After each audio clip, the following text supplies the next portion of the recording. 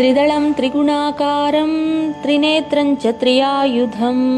त्रिजन्म पापसंहारम् एकबिल्वं शिवार्पणम् त्रिशाकैर्बिल्वपत्रैश्च अश्रितैः कोमलैः शुभैः तव पूजां करिष्यामि एकबिल्वं शिवार्पणम् दर्शनं बिल्ववृक्षस्य स्पर्शनं पापनाशनम्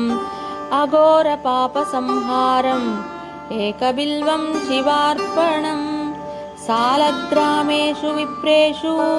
तटाके वनकूपयोः यज्ञकोटिसहस्राणाम्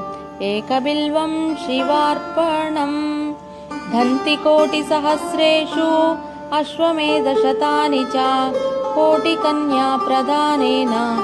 एकबिल्वं शिवार्पणम् एकं च बिल्वपत्रं च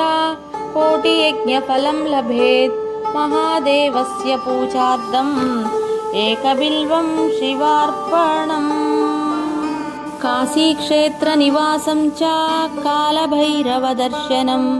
गयाप्रयागौ दृष्ट्या च एकबिल्वं शिवार्पणम्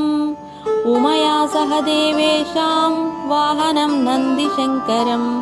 उच्यते सर्वपापेभ्यो एकबिल्वं शिवार्पणम्।